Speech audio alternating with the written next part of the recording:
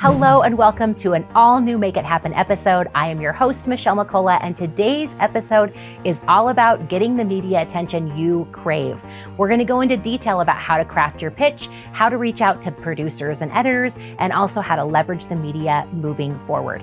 But I also have some exciting things to share with you on my favorite things, especially as we're getting ready for the holidays. Now, if you're watching this not in the holidays, I guarantee you're going to want to do a little gift giving for yourself as soon as you see the few things we have in store for our favorite things. Welcome to Make It Happen.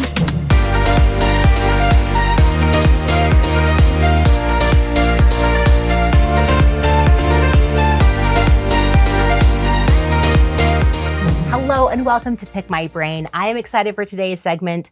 I know I have talked about this on past episodes, but I love what Susan said and her question from Jacksonville, Florida. She said, Michelle, is mail dead?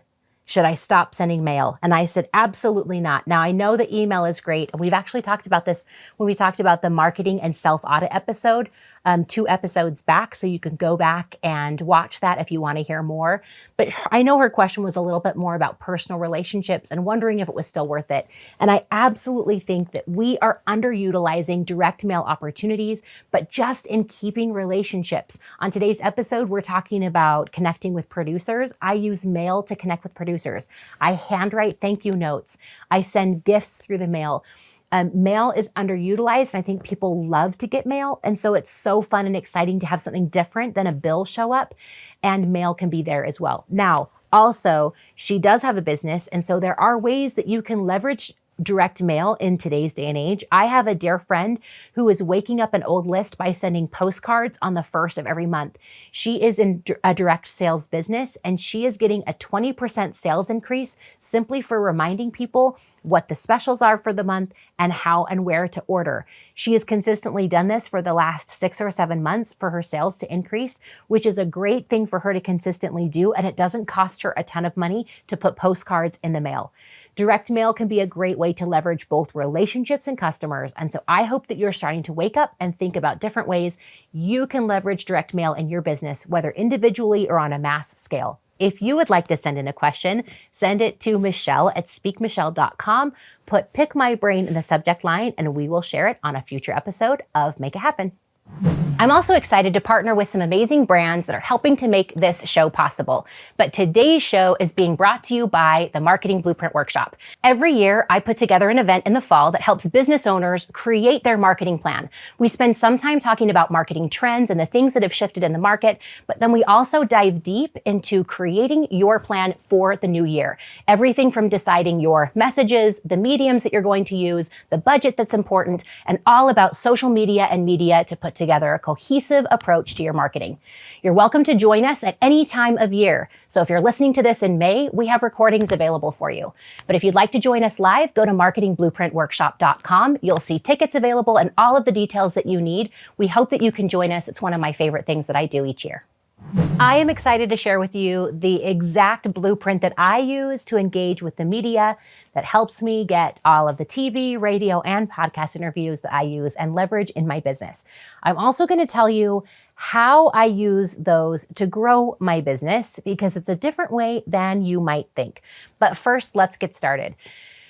I have an interesting history and background with the media. When my father passed away in 2003 of SARS, he was the first American on record to pass away. And as a result, we became somewhat of a media frenzy in our family.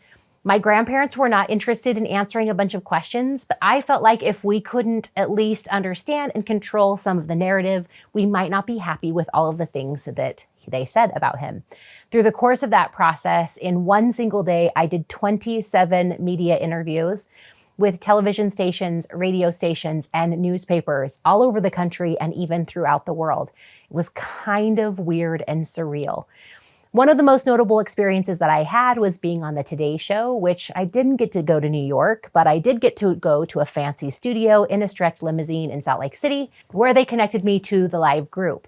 I had the opportunity to also do Good Morning America and 2020, which was very exciting. And as a result of that experience and process, I started to learn and understand about how the media works and what they do to create good content that helps them to get the viewership that they need.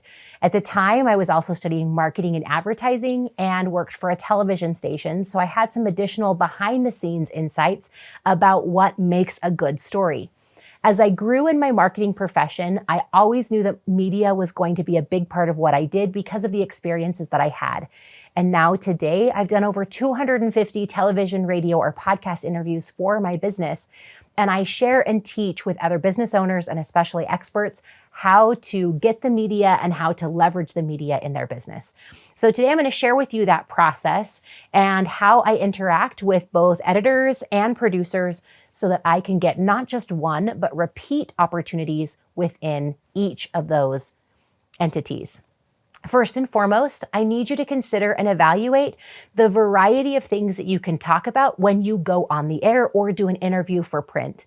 When you're working with the media, you want to reach out with topic-based ideas. So sit down and brainstorm different segment ideas or interview ideas that will allow you to share your content and expertise in a way that matches their audience. So especially as you consider your target market and their target market, make sure they are marrying and that there is a really good connection between both the information and the audience. You do this by knowing the audience and knowing what their viewers are like. Get into the demographic information. And if you have any questions, you can ask for a media kit for each of those entities so that you know exactly who their audience is and you can craft and tailor pitches that will match their audience. If you are doing something for a dude show and you're trying to pitch to a female lifestyle show, they will likely not want to have you on. Now, if you can figure out how that dude show actually makes a difference to women, then they will be interested in your ideas and concepts because you've made it applicable to their audience. But don't be tone deaf as you reach out to the media. So as you're making your list, make sure you know their audiences and make sure you know your content and that you're sharing things that help show you and set you up to succeed. So when I'm working on reaching out to different media entities, I typically look for news stations, lifestyle shows, and podcasts that match my audience. When I'm doing that, I'm going and doing the research to make sure my content will reach their audience or work with them. And then I create pitches that are appropriate for each of those audiences. Now, what works best for me and what I recommend when we're doing this work for clients is that you make a long list of pitches before you start reaching out to different entities. And the reason why is because if you want to reach out to a lot of different outlets, you want to have different pitches to send to each one. In fact, I have a very good friend now, but former client who we created and crafted some pitches. He sent them to all 3 TV outlets and 2 of them picked the exact same one. This is a no-no because every single television entity wants to have different content and information, and they don't want to look like they're producing the exact same thing as their competitor. So we had to do a little funny business and a little work to make it feel a little bit different while still providing the needs for the outlet. And so just get yourself to a place where you don't fall into that same trap. It all starts with the content and it all starts with the pitch. So think through the different ideas that you can reach out to in advance and then send 3 different ones to each medium. Once they pick one, then you know which other ones you can send to different mediums. We'll talk more about that process in a minute, but for now, just amass a list. While doing some brainstorming work for a client of mine, Hope Recovery and Healing, we brainstormed over 50 segment ideas and pitches that we could send to a variety of different outlets. We thought about length of time. So if you're doing a television interview and you only have 3 to 4 minutes, that might be a different conversation than if you're doing a podcast interview for 30. But even still, you can start with the same crux of information and then figure out how to elongate or even shorten the actual information itself for the segment or interview as needed. But once you know that you have a lot of topics that you can cover, then you can send a variety of information. One of the reasons why this is important is because producers and editors are incredibly busy. Your job is to make media segments easy for them and to fill needs that they have. They want your content. They want good content. They want good people who are going to passionately show up and share their topics and ideas, but they need your information and they need to know how they fit. So you can't just say, hey, I'm awesome, invite me on the air, or send your bio and assume that will work. Lead with content-rich information and then share your bio second. But as you're thinking about your different topics and ideas, you have a variety to pick from so that you can send them a few different ideas, they pick from those, and then you can send them more moving forward. But then they'll also see that you have additional content that you can provide. However, the best and most important reason why you would want to send 2 or 3 pitches to a single producer or editor is because instead of them thinking yes or no, they're deciding between the ones that are in front of them. They're more likely to say yes because they're evaluating based off of which one is best rather than a yes or no. So never send just one pitch as you reach out. But as you're brainstorming different pitch ideas or even some for specific outlets, it's okay to have that big list to pull from, and then it will also make you able to say, I have a variety of additional content or segment ideas that I would love to chat with you. If you have regular contributors, I'd love to share with you what I have in mind. And then you have a pitch list ready to go. Your pitch list is the beginning. Now, in some cases, I would recommend that you have a press release or a one sheet or some additional information, but you don't need to get bogged down or caught up in some of those long, lengthy details as long as you have them available if they ask for them. So now whenever I'm pitching the media, I don't send a one sheet, I don't send a news release, I just send the pitch ideas and a short, brief bio.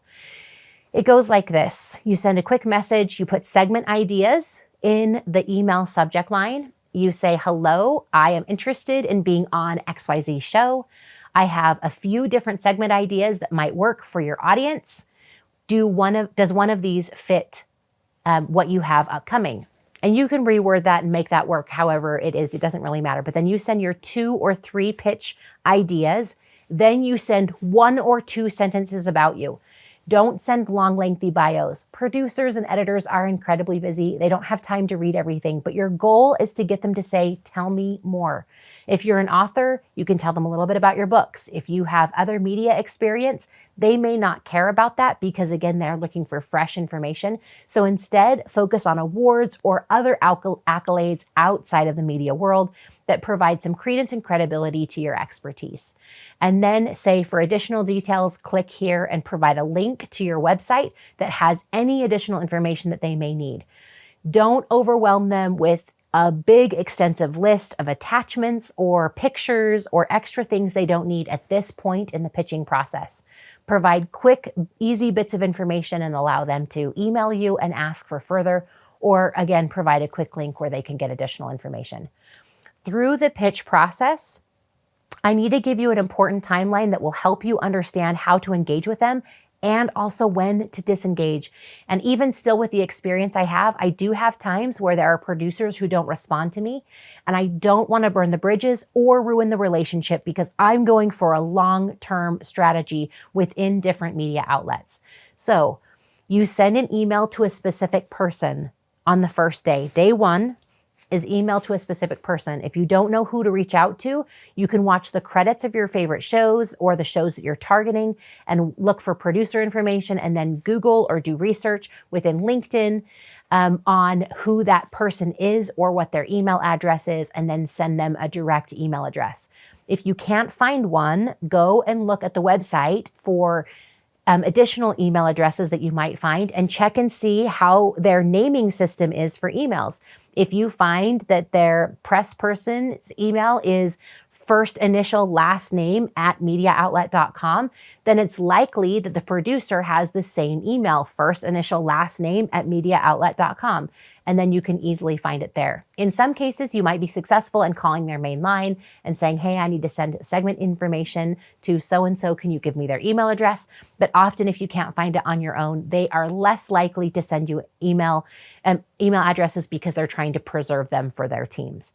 But once you have the information and you know who to reach out to, you send that quick, short, and sweet email on day 1, and then you don't do anything else.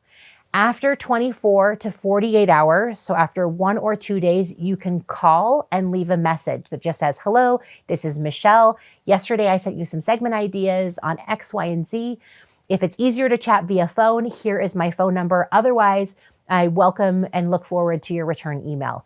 Make everything easy. Give them choices. Don't be demanding. Don't require that they call. Don't require that they email. Provide them choices that make it easy for them to respond to you and easy to work with you. If they feel like you're being demanding in any way, even if they love your content and it feels like you're too much work, they won't bring you on their show, or they'll charge you to be on their show. And you do not want that. The second they feel like you are too demanding or salesy, they'll charge you $1,500 or maybe even $3,000 for a 3-minute segment that you could get by showing up as an easygoing, content-rich provider that makes their job super and incredibly easy. So after 24 or 48 hours, you can give them a phone call, but then after that, you don't respond again. Now, in some cases, I have responded if I knew.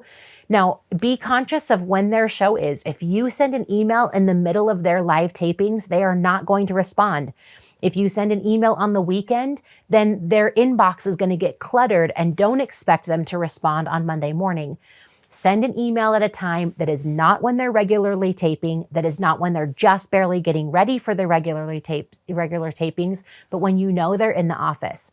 I like to send them at the end of their business day, but keep in mind that it could be early in the morning. If they have a 10 a.m. morning show, they've probably been in since 6 a.m. and they might be done by 1 p.m. So you want to figure out a little bit of the structure of their workday so that you can send it kind of close to the end of their workday without missing it, because then again, their inbox is crammed and ready for the next day. Keep in mind that unless you're working with the news that may be doing newsworthy things on a short-term basis, many television shows are scheduling 2 to 3 weeks into the future. So don't expect them to ask you to come back tomorrow or the next day unless they're trying to fill a hole.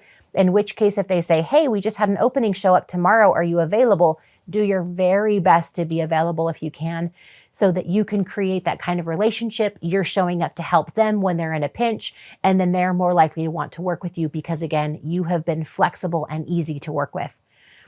Now, I don't want to say that the media is difficult or hard. They're just busy. So anything you can do to make their lives easier will make it a lot easier for you to be successful. After the interview is done, if you're successful in getting your interview, then make sure that you respond and say thank you to the producer via email and share everything you get both online and off. We're going to talk more about that in a minute, but be somebody who partners with them on content and willing to share the message above and beyond what they do, because they're looking for viewers. They're looking for more reach. They're looking for new audience members as well. And if they feel like you're partnering with them to help their show grow, they're more likely to bring you back again. Now, some people will say, but wait a minute, Michelle, what you're telling me is that I just sent an email and then in 1 or 2 days I can call them and then I don't email again. Don't email again for at least 3 weeks and then try again. Now, if you've done that pattern 2 or 3 times and they have never responded to you, chances are it won't work with that outlet at this juncture, and then you wait 3 months before you respond.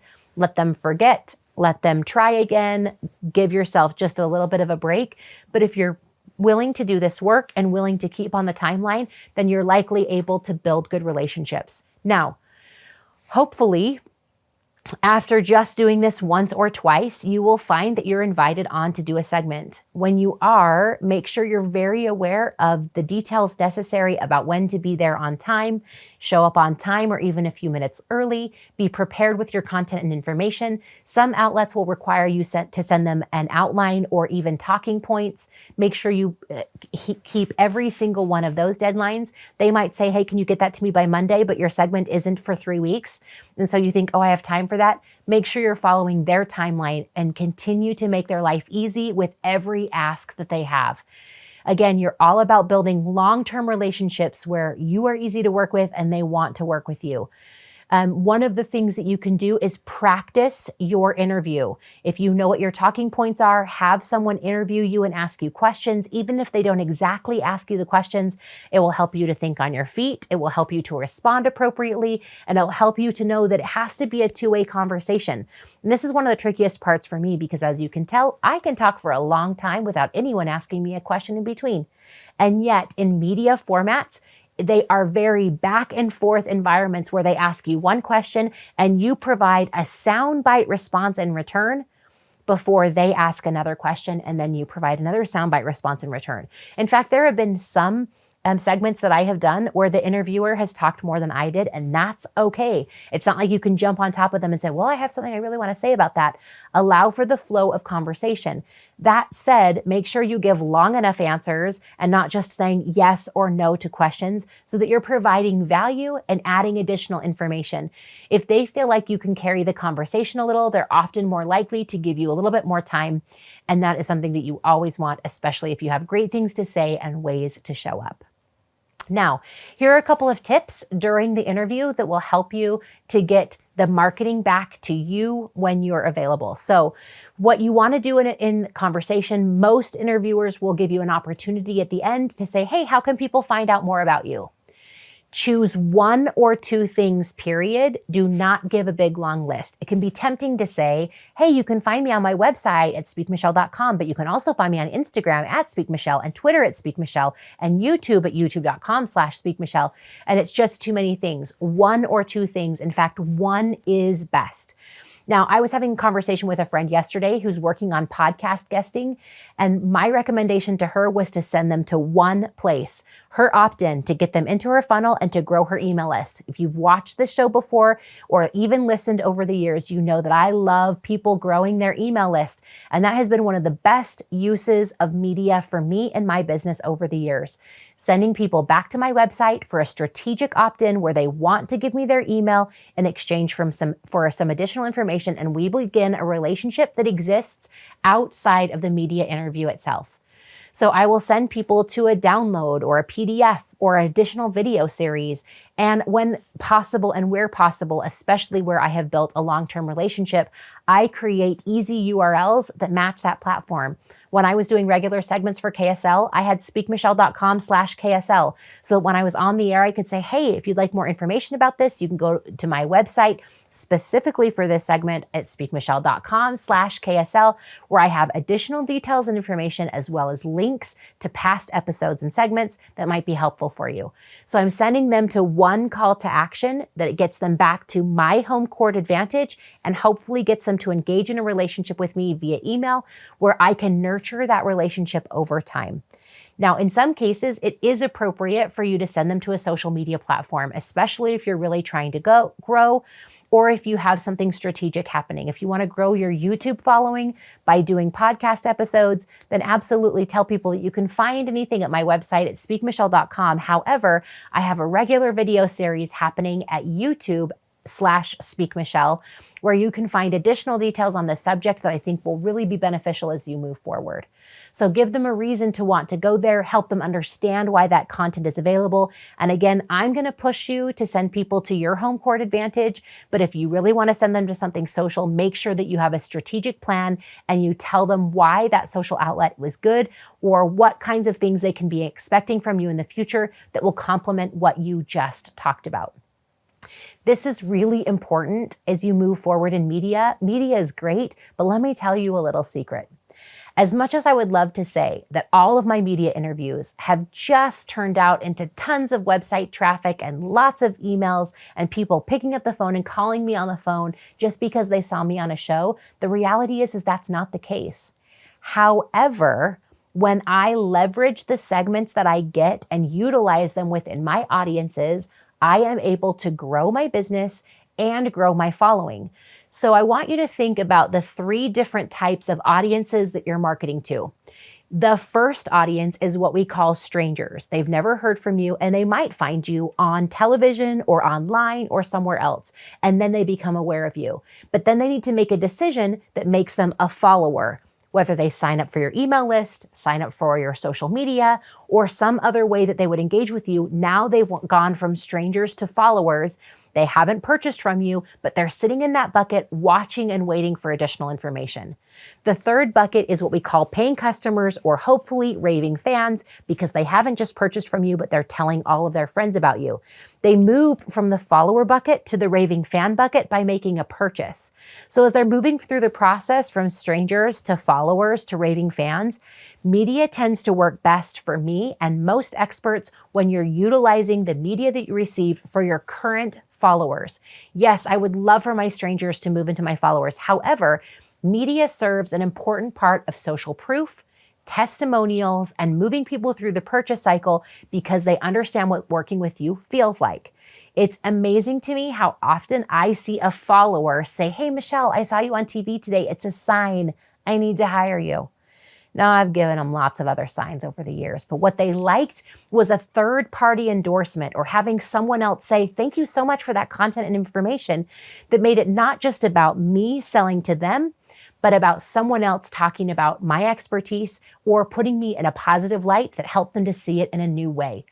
Utilize and leverage your media with your followers as much as possible. We do this internally by taking every single episode, every single segment, every single newspaper mention and turning it into a blog post on our website, adding it as a link on our press page, and then, where appropriate, leveraging it on social media and in our email lists. We send that to everyone. We want them to see what we're doing. We want them to see the different interviews that are happening out there. And we want them to know and recognize that I am out into the world talking about this, bringing the concepts to light and sharing them with a bigger and broader audience. So I leverage the media specifically to that audience, and I know exactly how and why it works in my marketing structure. And we have created daily, weekly, and monthly systems that will help to make it successful. If you want to just be on TV for TV's sake, great, knock yourself out. But if you want to be on TV as part of your marketing process, make sure you're leveraging your media in strategic ways so that it won't just last in that 3-minute moment, but it will last for the duration of your business to provide extra opportunities for people to know and see you in action.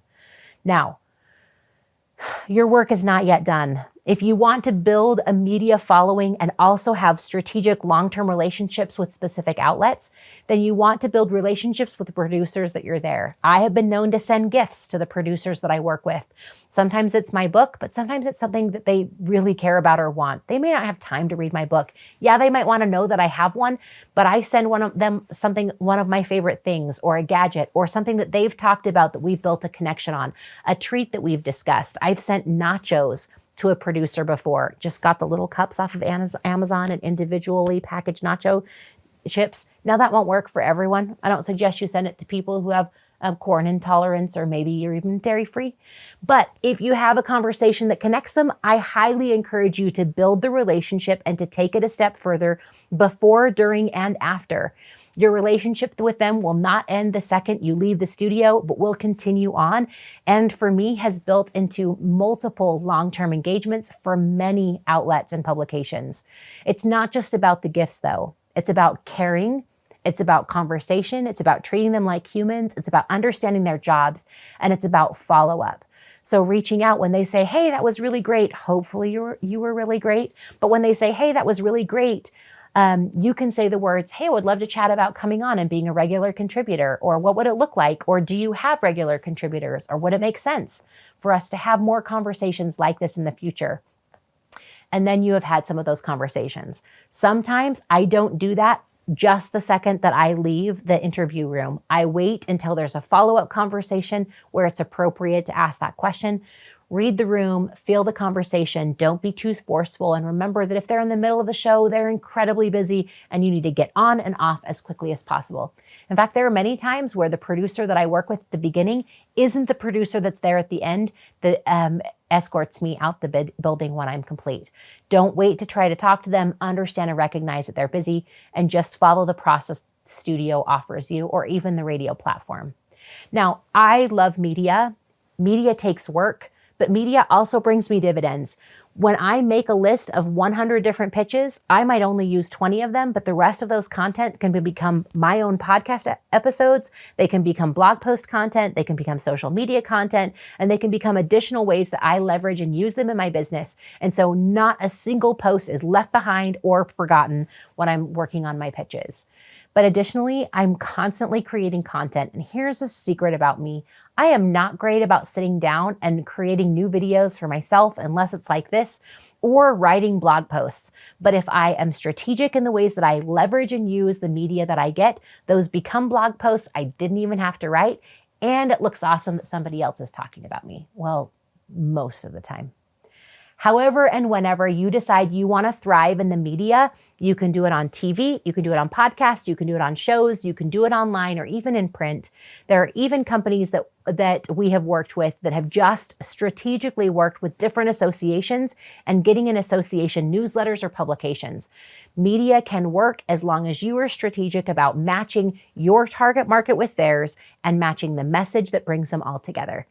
I am excited for you to give media a try. And if you'd like to learn a little bit more about this, I'm going to encourage you to go to my website, find the show notes and the details at speakmichelle.com/podcasts, and you can find all the details that you need so that you can work forward. Now, if you want to go deeper with me and do a one-time strategy session to talk about your pitches, I can help you fine-tune, wordsmith, and just tweak them enough and teach you a few little tricks as well. So feel free to reach out to me if we can do more there. Okay, on today's Michelle's favorite things, I'm going to share with you a few random things that I'm so excited to tell you about. This looks like Christmas lights, and it is, but it is also a phone charging cord. Okay, it's amazing. You plug it in, it lights up. It makes you feel like Christmas. You need to get this in time for the holiday season. I'm going to put the link in the show notes below so that you can find the ones that I get on the Amazon. I have one at home. I have one at the office. And spoiler alert, I use it year round. It makes me delightfully happy. I got my first set from my friend Brielle, and then I needed one in all the places. So I got another. So you're welcome. About to make everything a little bit more festive. Now, because we always need a good treat, this is one of my favorite candies right now. This is the Charleston Chew Rollers. They are just tiny little nuggets with the perfect amount of nougat and chocolate on the outside. Now, I have talked, on the back it says try frozen. I don't recommend it. I like them to be soft. Okay, but if you like frozen things, I'm not gonna hold them back for you. But if you want more food ideas from me, because clearly I like food, you need to go to Mom's Opinions Matter on Instagram because I review food with my friend Amy regularly. Also, you're welcome. Okay, now a smidge more serious. I have created a list of a few of my favorite kids' books that teach all things happiness and resilience. So these are just a few of them. I'm going to put a link in the show notes below so that you can see them. One of my very favorites is Hip Hip Hooray for Annie McRae.